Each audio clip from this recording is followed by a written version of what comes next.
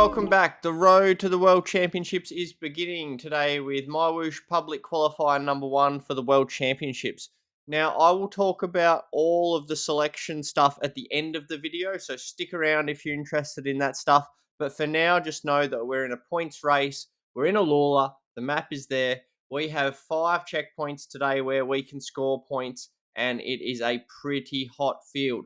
4 of the top 10, at least from the Worlds last year, are here. The first checkpoint comes at the end of the Alpha Kickr Hills at about the 6 kilometer mark. We then have a sprint at around 10k. We then head up into some rolling hills where a selection will probably be made with a checkpoint at the top. There's another sprint in between before a couple more pinches and then down into finish points. All the points today carry 40 down to 2 points, 2 points less per place for the top 20 at each segment. And the strange thing is that you don't actually know if you've qualified for Worlds where you finish. But again, I'll talk about that at the end. So for now, just watch along with the racing. So we have some really strong guys here. We've got Lionel, so second place at Worlds last year. Kaminsky's here, 7th from Worlds. Turek is there. I think he was 10th at Worlds. Wu is here, so he'll be looking to grab a spot here for China, along with a whole host of other riders. Now, these qualifiers last year were held after the selections from the federations, which means that it was kind of like the riders that hadn't been selected did these public qualifiers to try and gain the final spots. Whereas this year, the federations haven't selected the squads yet, so it's all a bit unknown. As we're heading into the Alpha Kickr Hills, it's a series of 7 little ups and downs, as you can start to see on the right-hand side there. Throughout the month of August, there are 4 of these public qualifiers, a couple of different times of day. This was 9 p.m. for me, 9 p.m. with an 8 p.m. weigh-in. And the other ones are 5 a.m., I think. But points racing is one of my favorite, probably my favorite type of racing, and it's different to the standard SRC stuff. The field is different. You've got a lot of riders. You've got some more sprintier type riders, and you maybe don't quite have the depth of the SRC. So I'm really looking forward to practicing some of these sprints, because in an SRC race, you're kind of hanging on for dear life.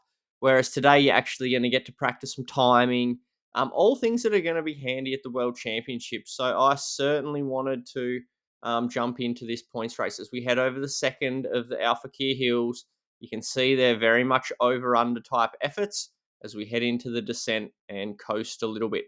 That cursor on my avatar, it might annoy you, but there's a reason for it. When you're in view 8, it's a really simple way to be able to tell which one your avatar is as they move across the road there. Obviously, today we're in our kits, so I'm in the National Champions jersey there. But when you're in the SRC fields and all the jerseys are yellow, it makes it easier to kind of notice which one you are. As we head up into another up here. The first banner is at the top of the last one.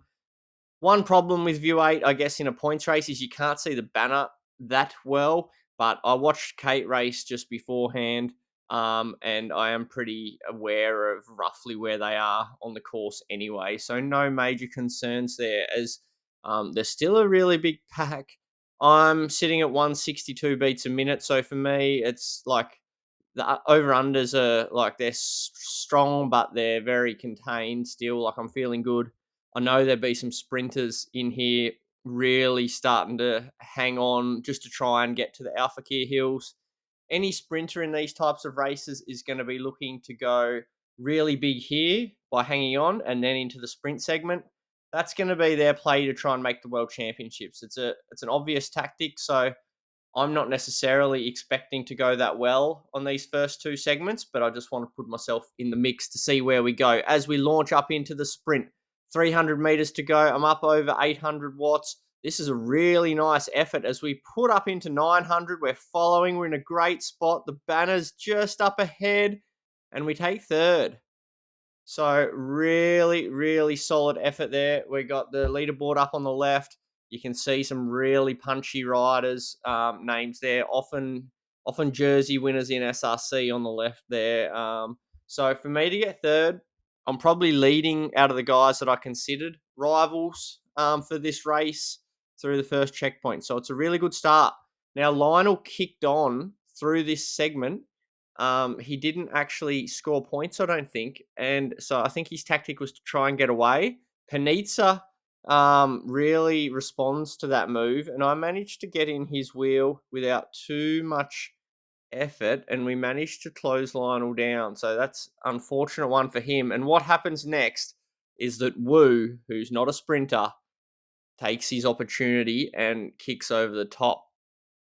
Now, when I saw this, I was a bit worried about it, but my main objective today was to practice points racing, practice sprinting in the bunch, and that kind of thing.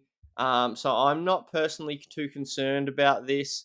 And so it probably was a case of there wasn't maybe a whole heap of firepower of guys that were willing to kind of risk their own race just to chase that down. When, like, if Wu gets 40 points, you then get 38. Also, can't really see how many points he got at the first one. If it wasn't many, then like he wouldn't really be that much of a threat still. But turns out he got quite a few. I will take you to the next sprint pretty quickly. Timing wasn't great, but it's at 10.2, so let's get into it now. The big sprinters go over the top, but I was in a decent position. Even though I lost draft, I come across the line there, 6th of the bunch, 7th overall because we didn't catch Woo. But the guys like Van Erck and Sierski, they all did really well. Ruben did well on that one. We're heading up now into the final part of the climb. Now, this was very much over-unders, but as you can see by the group size, it did come together. 18.5 kilometers is this checkpoint. And you can see by the heart rate here that I'm going okay as we start to kick up the power. The big group is here. Woo's managed to get up the road again, as you can see the yellow dot on the mini map. So it's going to be a bit of a sprint finish here, and I feel like I've got some good legs. So it's going to be all about timing and how much left we have in the last little bit. This is actually a really key selection point in the race because we sprint and the group actually splits at the top. So here we go into the sprint. I'm a little bit late on it, to be honest, and I've got really good power still, but I just managed to lose that draft, and I think that's really quite costly in the end as 4 guys kind of kick over the top of me there. You've got Sierski, Churek, Lionel, and Kaminsky all got the better of me there, as I have to fight through the banner to get into the wheel, and this is where it splits. So the guys behind, like Ruben, Kayan, Janaday, Koisonen, all never get back to our group here as Kaminsky pushes on the front. Lionel, I think, signals to kind of roll through to either keep away from those guys or to catch Woo, who you can see there is just up ahead. And I oblige when I see that signal. I try and make my way to the front to help close that last bit of the gap down for the guys. And we are all back together again. A lead group of 7. Skierski is absolutely flying. You can see on the left with the points there. As we head into the sprint and then straight into a climb, interestingly. So Skierski goes. He's just a phenomenal sprinter there. I actually feel really good here. Have good positioning. And as I come past Turek here, I actually ease off a little bit before the banner. I feel like I've got good momentum. Lionel does go past me there, but I know this hill's coming, and I kind of saved a match. Cost me 2 points, but I felt like it probably saved my legs a little bit in the end, as Woog came last in the sprint and does the old tactic again, comes over the top when we're all tired, not wanting to chase, and you can see what that's done to the group. We're heading up that hill. I'm glad I maybe eased off that last 3 or 4 seconds here because I am closing this gap. It's a really big effort here. as Ski is pushing on the pace. We drop Panizza here, and our group is down to 5. Left-hand side points update. Woo 2 points ahead. So if I beat him at the finish, I'll beat him. Me and Turek, same deal. Whoever wins at the finish will get that place. As we kick up into this hill, I change views because there's a cave coming that I won't be able to see. But this effort is big. It's strong. My legs are kind of on top of it for now. And then the lack of kind of intensity work, which I plan to do in the lead up to the Worlds, starts to set in pretty much an instant. So I go from 560, 570 watts to boom, kaput. The legs just say, not today, son. And the gap goes up the road. I'm still able to kind of settle into 400 watts or so. So I chase really, really hard to try and salvage this. I haven't given up on trying to catch Woo at this stage, even though he's got a big gap. Because at this stage, there's nothing really to lose. I'm with Turek, so me and him are 3rd and 4th. But there's still enough time if I'm with the group that might be able to catch Woo. We push on down into the descent. Turek and I managed to catch Lionel, who never quite gets back on to the 2 Polish fellas. And so we roll through together a bit here. The gap to the other guys, you can see there 11 seconds and 17 seconds. Still 5 kilometers to go. So I haven't given up hope yet on that position, but it does start to become in a little while about trying to hold on to 3rd place, which that's just psychology. And there becomes a point where that becomes kind of your best option for the race, and that's what we kind of do. But for now, we're trying to keep the speed high. There's a little chance. 3 of us are strong riders. Woo's been working hard for a long time. And if the group if those other 2 catch him and look at each other, we might get back. As we head back into view 8, I roll to the front and try and keep the pace high for now. But it becomes evident once the Polish guys catch Woo that Woo is happy to just keep the pace solid to the point that we are not going to catch up. Therefore, I sit up and I start to think about the finish sprint to try and hold on to 3rd place overall on the day, which I'll take you to in just a moment. The finish even is slightly uphill. As we head into it now, I kick up just before the start of the hill from the back of the 3 of us and manage to actually get a little bit of a gap, which is quite pivotal in the end here. Nice watts for me. Whenever I see over 900s extended, like that's good numbers for me. Especially after a pretty sprinty race. I get a gap on the guys, and I managed to hang on to win the field sprint from the little group that I was in, which means that that's 3rd place overall on the day for me. And yeah, I'll take that. I've got work to do for sure. There were certainly some weaknesses came out in that race, but also I'm in a good place with things. So I can be happy with that. Results are there. Now I will chat about the system of how we qualify. So essentially, the semi-finals, there can be around 150 riders. Each federation gets a quota based on the past 2 years' World Championships results. For example, Australia, our quota that we can select is 7 riders. I have actually already achieved automatic selection if I apply. I've done that through these 2 criteria.